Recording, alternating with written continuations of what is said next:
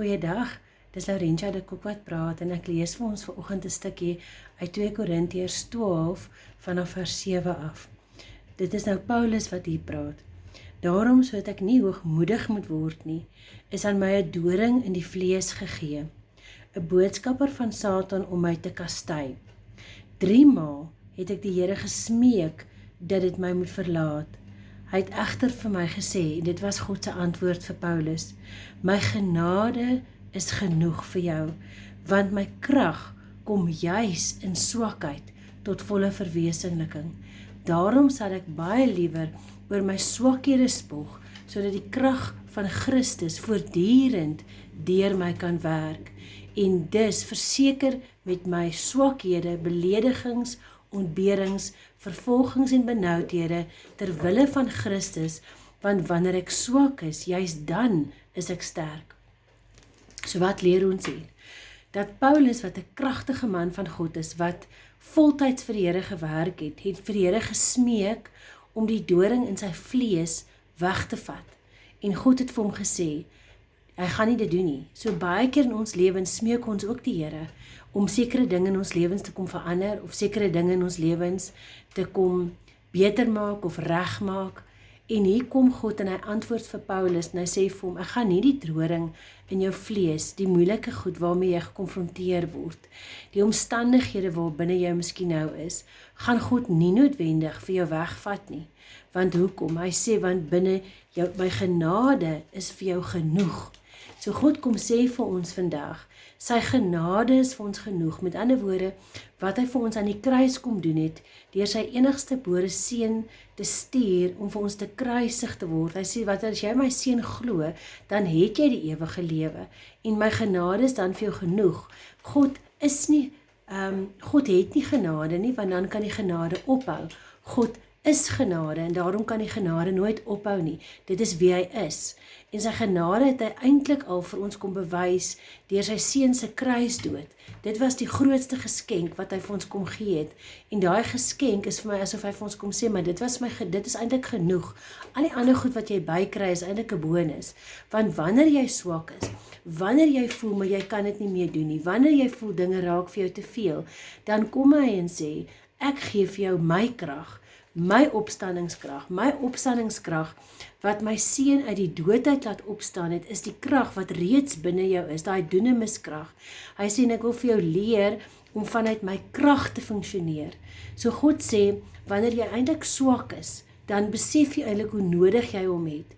Dan roep jy hom aan, soos hulle sê in die uur van jou benoudheid, wanneer goed vir jou te veel raak, wanneer jy moedeloos raak, wanneer jy magteloos voel, wanneer jy op 'n stadium van jou lewe voel, maar dinge is net regtig vir jou te veel, jy kan nie meer nie, jy weet nie meer wat te kan doen nie, jy is angstig, jy is benoud, jy is bekommerd, jy is onseker, jy voel dalk depressief, en jy voel net, maar nou raak dinge vir jou net eenvoudig te veel, jy kan nie reg nugter dink nie, dan sê God, kom na my toe, almal wat moeg en oorlaai is, ek sal vir jou rus gee. Kom in my arms in, kom sit op my Abba Vader skoot, kom ervaar my rus, kom druk jou kop teen my bors, kom hoor my hartklop vir jou, en ek sal vir jou krag gee. Dis baie keer asof die Here vir ons baie keer toelaat, dat seker goed met ons gebeur, ons eintlik kan besef waantoe om te hardloop, om te weet waar ons hulp vandaan kom, want ons hulp kom van die Here, wat die hemel en die aarde gemaak het, en hy sê daarom, sê Paulus ook, hy sê, ek het swakhede gehad, ons almal sit met swakhede, hy sê, ek was beledig, jy sit dalk in 'n situasie waar jy beledig word, waar jy sleg gesê word, waar jy dalk wantrou word, hy het ontberings beleef, met ander woorde, daar's goed wat hy nie gehad het nie, wat hy graag sou wou hê, daar's goed van hom al weggevat, daar's goed wat hy al gehad het, maar wat hy toe nou nie meer het nie, hy het vervolging beleef, so daar's dalk van julle wat vervolging beleef het, of benoudhede beleef het, nou ontkomings, of sommer net angstig voel, benoud voel en angstig voel, oor 'n situasie in jou lewe, en dan kom Paulus en hy sê, maar ek verstaan hierdie goed, ek het daai selfe ervarings as wat jy nou het ek ervaar, en ek het vir God gevra, om hierdie goed van my al weg te vat, hy sê, maar, God wou vir my hierdeur leer, dat sy genade is vir my genoeg, met ander woorde, wie ek in hom is, Die feit dat hy my Vader is, dat Jesus my bruidegom is, dat die Heilige Gees in my is, wat ek al vir julle geleer het in Johannes 14 en 16, dat die Heilige Gees will be your standby, your righteousness, your advocate, your helper, jou counselor, met ander woorde, alles wat ons nodig het, is reeds binne in ons gedeponeer. Dis die Heilige Gees wat God vir ons gegee het, hy het vir sy disippels gegee, ek gaan na die Vader toe, maar ek stuur vir julle die Heilige Gees, wat alles vir jou sal wees. Die Heilige Gees is ook krag.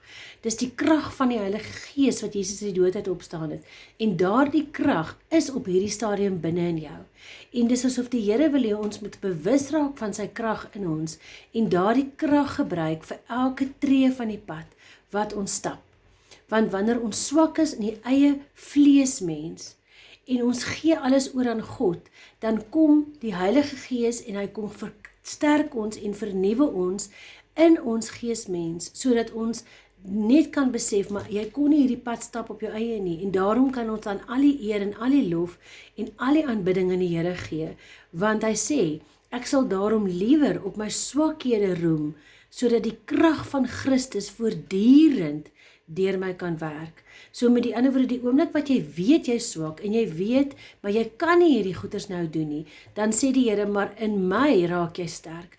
Jy weet dan, ek is jou redding, ek is jou krag, ek is jou sterkte, jy het my nodig. Ek het op 'n stadium 'n vrouekamp waar die Here vir my gesê het, ek moet sit, want mense begin na my kyk en nie na hom nie. God deel nie sy glorie nie. Al die eer, al die lof, al die aanbidding, kom hom toe. Dit gaan nie oor 'n mens nie. Ons moet ophou om na mense te kyk en na mense te hardloop vir goeders, en ons moet begin om God te soek in alles. Die Here sê, ons moet hom lief hê met ons hele hart, ons hele siel, ons hele verstand. Jy mag na 'n terapeut of 'n beraader gaan, maar dan moet daai persoon jou na die Here toe wys. Ons moenie iemand na God toe gaan deur mense nie. Maar as jy by iemand gaan sit en daai persoon sê, kom ek en jy gaan hoor saam vir die Here, dan gebruik die Here 'n terapeut of 'n beraader of wie ook al. Maar wanneer ons hardloop vir antwoorde na 'n mens toe, gaan mense jou teleurstel.